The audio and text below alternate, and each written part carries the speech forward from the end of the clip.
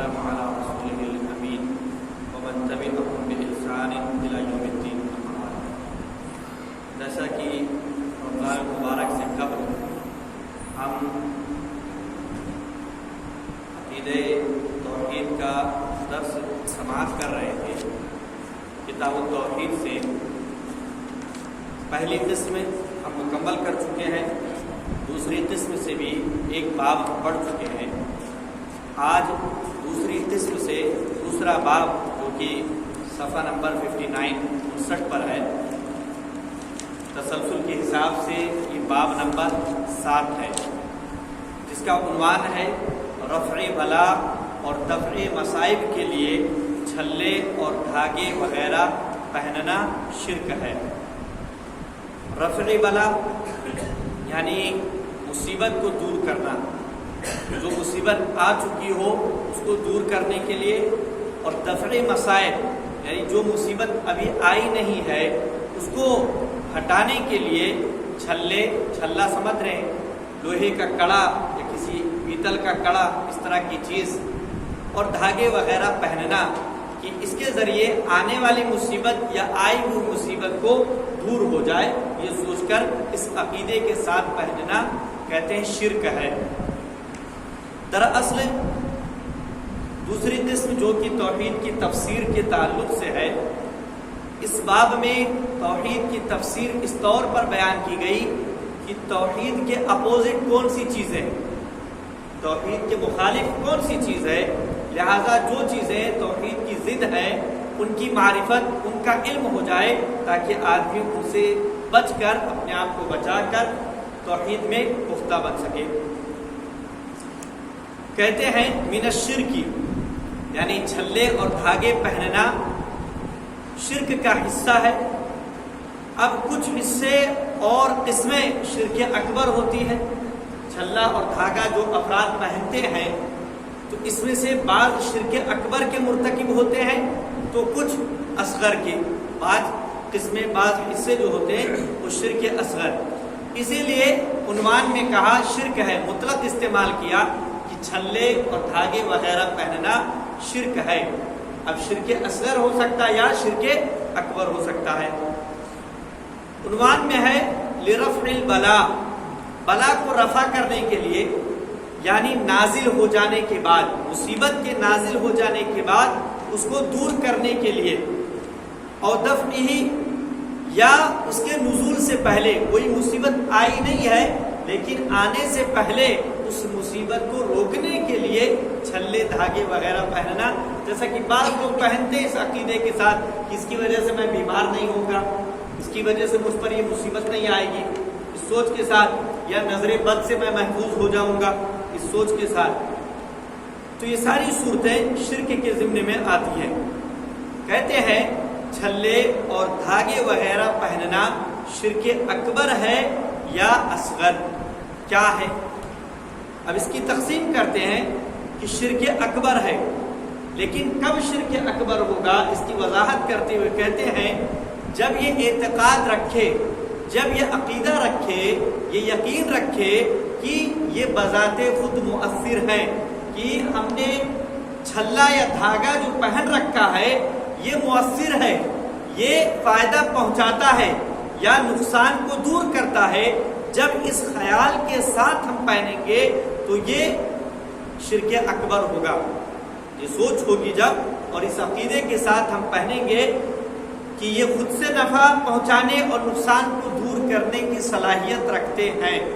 اگر اس عقیدے کے ساتھ، اس یقین کے ساتھ کوئی استعمال کرتا ہے تو یہ شرک اکبر ہے. اور اگر اس عقیدے کے ساتھ استعمال کرتا ہے یہ سبب ہے، یہ سبب ہے، جبکہ اللہ تعالیٰ نے اسے سبب نہیں بنایا، نہ تو شرعی طور پر اور نہ ہی حسی طور پر. آدمی سمجھتا ہے کہ اس کے پہننے سے مجھے شفا مل جائے گی، مجھ پر آئی ہوئی مصیبت دور ہو جائے گی، یا جو مصیبت آنے والی ہے وہ نہیں آئے گی. اس کو سبب سمجھتا ہے کہ اس کے پہننے سے اللہ تعالیٰ مجھے محفوظ کر دے گا، نقصان نہیں پہنچے گا مجھے، اللہ نے اسے سبب بنایا ہے. ایسا اگر وہ سوچتا ہے جبکہ اللہ رب العالمین نے اسے سبب نہیں بنایا، نہ تو شرعی طور پر کہ شریعت میں ذکر کیا ہو کہ ایسا کرنے سے یہ فائدہ ہوگا، یہ مصیبت دور ہو جائے گی، اور نہ ہی حسی طور پر ظاہری طور پر ایسا ہے کہ آدمی نے تجربہ کیا ہو، کہ جیسے دواؤں میں تجربہ کیا جاتا ہے کہ یہ دوا کھانے سے اس بیماری میں فائدہ ہے، یہ دوا کھانے سے فلاں بیماری میں فائدہ ہے۔ تو نہ تو ظاہری طور پر ایسا کچھ ہے اور نہ ہی شرعی طور پر ایسا کچھ ہے۔ اس کے باوجود اگر کوئی اسے سبب مان کر استعمال کرتا ہے تو وہ شرک اصغر کا مرتکب ہے، اور شرک اصغر بھی کوئی چھوٹا گناہ نہیں ہے۔ تمام گناہوں میں شرک اکبر کو چھوڑ کر تمام گناہوں میں سب سے بڑا گناہ شرک اصغر ہے۔ کہتے ہیں اسباب اختیار کرنے کے تعلق سے عقیدہ رکھنے میں لوگوں کی 3 قسمیں۔ کسی چیز کو سبب بناتے ہیں کہ دوا جو ہے بیماری سے شفا ملنے کا سبب ہے اس میں، یا کسی اور چیز کو ہم سبب بنائیں، تو یہ جو سبب بنایا جاتا ہے، یہ جو سماج میں ایسے افراد پائے جاتے ہیں جو کسی چیز کو سبب بناتے ہیں، ان کی قسمیں ہیں مختلف۔ 3 قسمیں بیان کی گئی۔ پہلی قسم ہے صحیح عقیدے والے، کہ صحیح عقیدہ رکھتے ہیں اس سبب کے تعلق سے۔ کیا عقیدہ رکھتے ہیں؟ کہ یہ وہ لوگ ہیں جن کا عقیدہ یہ ہے کہ سبب صرف اسی کو ماننا درست ہے، کسی چیز کو سبب ماننا درست ہے تب جس کو اللہ نے سبب بنایا ہے، اللہ نے اسے شرعی طور پر سبب بنایا ہو یا حسی طور پر سبب بنایا ہو۔ اگر اللہ نے شریعت میں سبب بنایا ہے تب تو وہ سبب ہے، لیکن اگر اسے سبب نہیں بنایا پھر ہم سبب مانتے تو وہ عقیدہ درست نہیں۔ تو صحیح عقیدے والے وہ ہیں جو کسی ایسی چیز کو سبب سمجھیں جس کو اللہ رب العالمین نے سبب بنایا ہو۔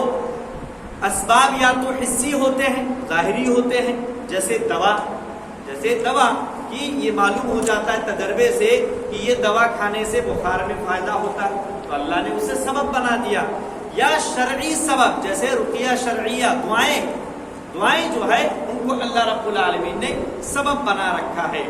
تو آدمی اگر اس عقیدے کا حامل ہے کہ کوئی چیز سبب تبھی ہو سکتی ہے جب اللہ اسے سبب بنائے تو اس کا عقیدہ درست ہے اور وہ صحیح عقیدے والا ہے۔ دوسری قسم سماج میں ایسے لوگوں کی جو شرک اصغر کے مرتکب ہوتے ہیں سبب بنانے اور اختیار کرنے میں۔ کیسے؟ جیسا کہ ابھی ہم نے ذکر کیا کہ اگر ہم اسے سبب سمجھتے ہیں جس کو اللہ نے سبب نہیں بنایا تو آدمی شرک اصغر کا مرتکب ہوگا۔ تو شرک اصغر کے مرتکب یہ وہ لوگ ہیں جو ان چیزوں کے سبب ہونے کا اعتقاد رکھتے ہیں جن کو اللہ نے سبب نہیں بنایا، ان چیزوں کے سبب ہونے کا اعتقاد رکھتے ہیں جن کو اللہ نے نہیں بنایا۔ تو آدمی سمجھتا ہے کہ یہ سبب ہے، اس کی وجہ سے مجھے شفا ملے گی۔ جیسے کوئی سمجھتا ہے کڑا پہن لے اور سمجھے کہ اللہ مجھے اس سے شفا دے، اور اللہ نے اسے سبب نہیں بنایا تو شرک اصغر کا مرتکب ہوگا۔ تیسری قسم شرک اکبر، جیسا کہ بیان ہوا کہ شرک اکبر کہ آدمی یہ عقیدہ رکھ لے کہ یہ چیز جس کو وہ پہن رہا ہے وہ خود بذات خود مؤثر ہے، وہ خود نفع پہنچانے والی چیز ہے یا نقصان دور کرنے والی چیز ہے۔ جو چیز ہے، جو سبب ہے، اسے اصل مان لے کہ یہی فائدہ دینے والی ہے یا یہی نقصان پہنچانے والی ہے۔ اس عقیدے کے لوگ شرک اکبر کے مرتکب ہیں۔ لہذا شرک اکبر یہ وہ لوگ ہیں جو عقیدہ رکھتے ہیں کہ سبب ہی، جو سبب ہے، سبب ہی بذات خود نفع پہنچانے یا نقصان دور کرنے کا ذریعہ ہے۔ جو سبب ہے وہ نفع پہنچانے یا نقصان دور کرنے کا بذات خود ذریعہ ہے، خود ہی وہ کرنے والا ہے۔ جیسے کوئی سمجھ لے کہ فلاں ستارہ برساتا ہے، بارش نازل کرتا ہے، سبب نہیں کہ وہ وہی برساتا ہے، وہی نازل کرتا ہے۔ اگر کوئی سبب سمجھتا ہے کہ اللہ اس کی وجہ سے برساتا ہے کہ برسانے والا، بارش نازل کرنے والا تو اللہ رب العالمین ہے، لیکن اس ستارے یا سیارے کی وجہ سے اللہ رب العالمین نازل کرتا ہے، تو ایسی صورت میں شرک کیا ہوگا؟ شرک اصغر ہوگا۔ اور اگر ہم اسے ہی اصل مان لے کہ یہ ستارہ جو ہے ایسی جگہ پر ہوگا تو بارش ہوگی، اس کو اصل مان لے تو یہ کیا ہوگا؟ شرک اکبر ہوگا۔ تو یہ فرق ہے کہ اگر ہم سبب مانیں اور اصل اللہ کو مانیں تو شرک اصغر ایسی چیز کو جس کو اللہ نے سبب نہیں بنایا، اور اگر ہم سبب ہی کو اصل مان لیں کہ یہی چیز نفع پہنچانے والی یا نقصان دور کرنے والی ہے تو یہ شرک اکبر ہو جائے گا۔ اور سماج میں تینوں طرح کے افراد پائے جاتے ہیں۔ کہتے ہیں اسباب اختیار کرنے میں لوگ افراط و تفریط اور معتدل تین طرح کے ہیں۔ سماج میں جو اسباب اختیار کرنے والے وہ تین طرح کے ہیں۔ یا تو کوئی بہت زیادہ تساہلی سے کام لیتا ہے، سبب کو سبب ہی نہیں مانتا ہے، یا کوئی بہت زیادہ سبب میں غلو کر لیتا ہے، تجاوز کر جاتا ہے، اور تیسری قسم کے افراد جو معتدل ہیں، جو صحیح طریقہ ہے شریعت کا اس کے مطابق چلتے ہیں۔ تو پہلے جو اسباب کا انکار کرتے ہیں، کسی چیز کو سبب مانتے ہی نہیں، کسی چیز کو سبب مانتے ہی نہیں ہے، وہ اللہ کی حکمت کا انکار کرتے ہیں، وہ دراصل اللہ کی حکمت کا انکار کرتے ہیں۔ جیسے جبریہ اور اشاعرہ، یہ گمراہ فرقے ہیں۔ جبریہ یہ کہتے ہیں کہ انسان مجبور ہے، انسان مجبور ہے کرنے پر، اس کے اختیار میں کچھ نہیں ہے، اس کے اختیار میں کچھ نہیں ہے، تو یہ سبب کا ہی انکار کر دیتے ہیں، سبب ہی کا انکار کر دیتے ہیں کہ انسان کے اختیار میں کچھ نہیں ہے۔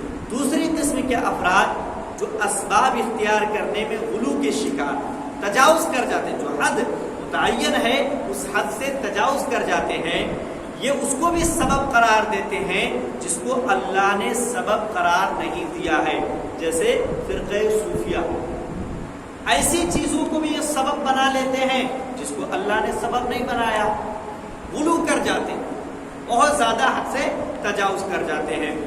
تیسری قسم کے افراد جو اسباب اختیار کرنے میں اعتدال سے کام لیتے ہیں، شریعت نے جو طریقہ بیان کیا ہے اس کے مطابق چلتے ہیں، یہ صرف شرعی اور حسی اسباب کو ہی سبب قرار دیتے ہیں، شرعی شریعت میں جس کا بیان ہو، حسی جو ظاہراً جس کا فائدہ یا نقصان واضح ہو تو اسے ہی سبب قرار دیتے ہیں، ان کے علاوہ کو سبب بنانا خلاف شریعت سمجھتے ہیں۔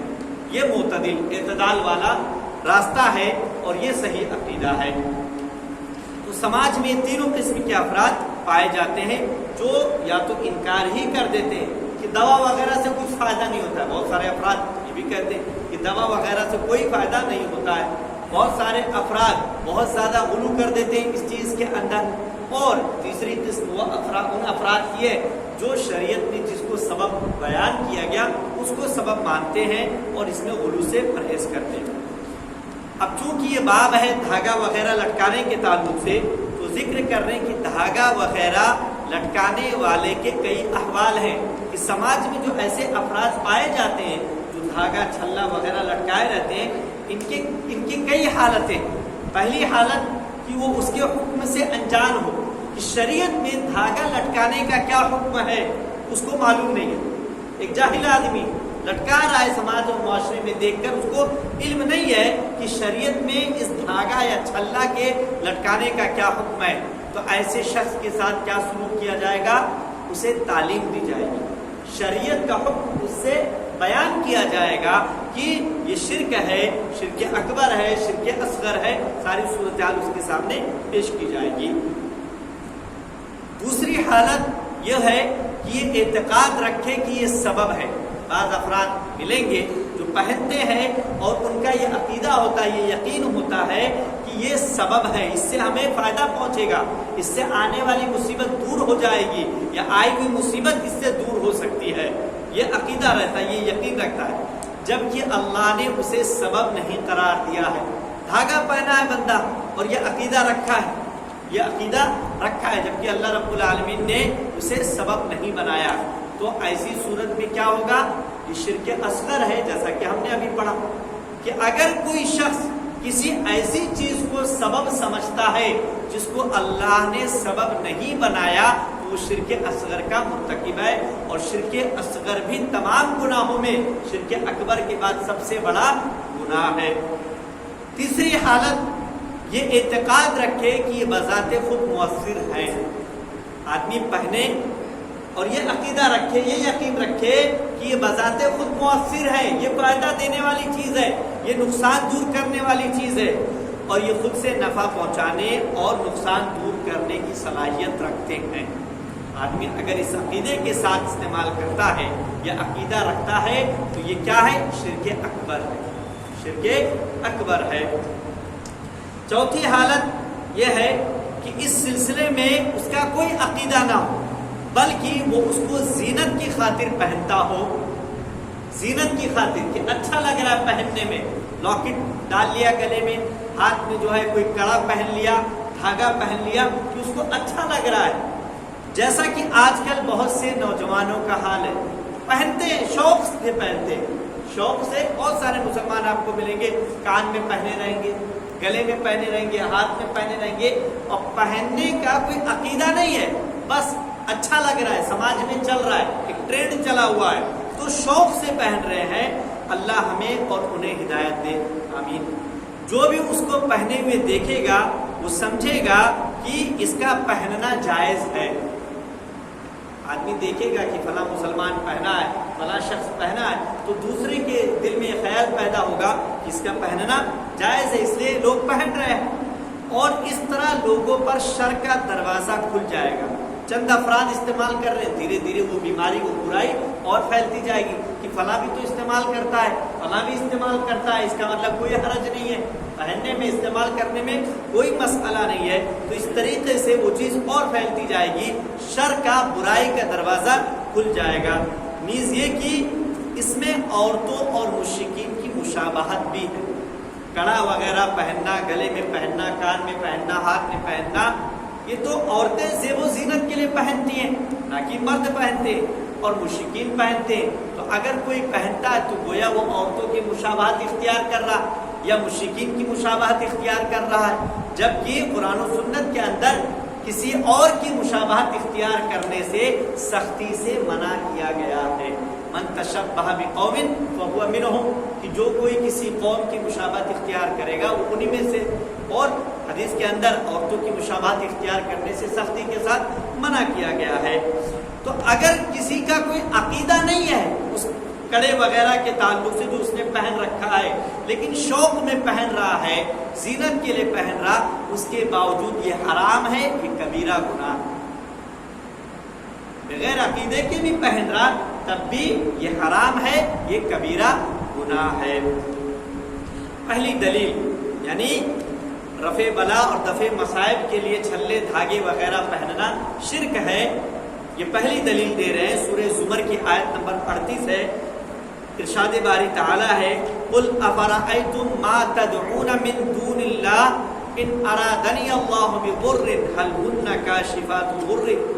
اے محمد صلی اللہ علیہ وسلم ان سے کہہ دیجئے تمہارا کیا خیال ہے کہ اگر اللہ تعالی مجھے کوئی ضرر یعنی نقصان پہنچانا چاہے تو کیا اللہ تعالی کے سوا جنہیں تم پکارتے ہو اس ضرر کو، اس نقصان کو ہٹا سکتے ہیں؟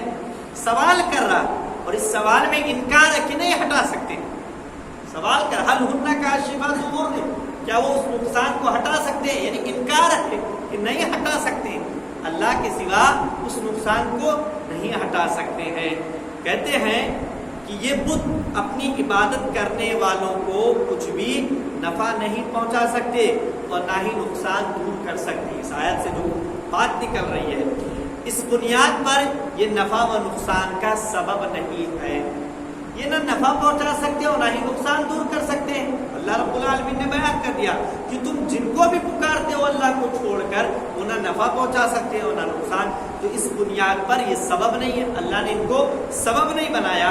اب اسی پر قیاس کرتے ہوئے ہر وہ چیز جو شرعی یا قدری سبب نہیں ہے، اللہ نے جس کو سبب نہیں بنایا، بتوں کی بات اللہ نے ذکر کی، اب جس کو بھی اللہ نے سبب نہیں بنایا وہ سب اس میں شامل ہو جاتے ہیں، کہ جن کو اللہ رب العالمین نے نہ تو شرعی طور پر سبب بنایا نہ ہی قدری طور پر سبب بنایا، اس کو سبب سمجھنا اللہ تعالیٰ کے ساتھ شریک ٹھہرانا سمجھا جائے گا۔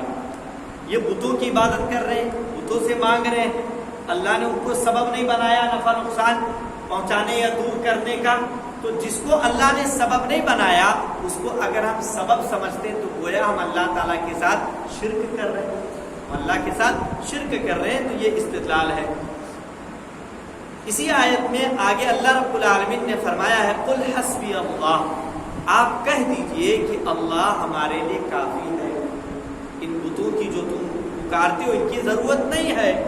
اس میں وہمی اسباب کو چھوڑ کر, وہمی جو آدمی اپنے وہم سے اپنے خیال سے کسی چیز کو سبب بنا لے کہ یہ مجھے نفع پہنچائے گی یہ چیز, یا یہ نقصان کو دور کرنے والی ہے, تو یہ وہمی اور خیالی ہے کہ اللہ نے بنایا نہیں ہے. ہمارا وہم اور ہمارا خیال ہے کہ یہ سبب ہے, جبکہ اللہ نے بنایا نہیں ہے. تو اس میں وہمی اسباب کو چھوڑ کر صرف اللہ ہمارے لیے کافی ہے یہ تسلیم کر لینا کہ اللہ ہمارے لیے کافی, اس کو تسلیم کر لیں. اب اللہ اگر کسی کو سبب بناتا ہے تو اس کو سبب مانا جائے, اور اللہ نے سبب نہیں بنایا تو اس کو سبب نہ مانا جائے. دوسری دلیل حضرت عمران بن حسین رضی اللہ عنہ سے مروی ہے کہ ان النبی صلی اللہ علیہ وسلم رأى رجلا في يده حلقة من صفر فقال ما هذه قال من الواهنة فقال انزعها فإنها لا تزيدك إلا وهنا فإنك لو مت وهي عليك ما أفلحت أبدا. کہتے ہیں نبی کریم صلی اللہ علیہ وسلم نے ایک آدمی کے ہاتھ میں پیتل یا تانبے کا چھلا دیکھا. ہاتھ میں کڑا پہنا ہوا تھا پیتل یا تانبے کا. تو فرمایا, آپ نے کہا یہ کیا ہے؟ دیکھا تو آپ نے پوچھا یہ کیا ہے؟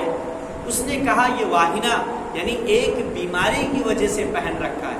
کہ اللہ کے رسول ایک بیماری ہے جس کی وجہ سے میں نے اسے پہن رکھا ہے تاکہ وہ بیماری اس کی وجہ سے ختم ہو جائے.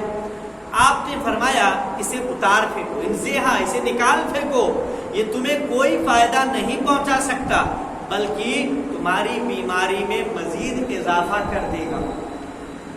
تمہاری بیماری میں مزید اضافہ کر دے گا, فائدہ کچھ نہیں دے گا. اور اگر اسے پہنے ہوئے تمہیں موت آ گئی, اسی حالت میں موت آ گئی اگر تمہیں, تو تم کبھی نجات نہ پا سکو گے, کبھی کامیاب نہ ہو سکو گے. امام احمد رحمۃ اللہ علیہ نے اسے جید سند سے, عمدہ سند سے روایت کیا ہے.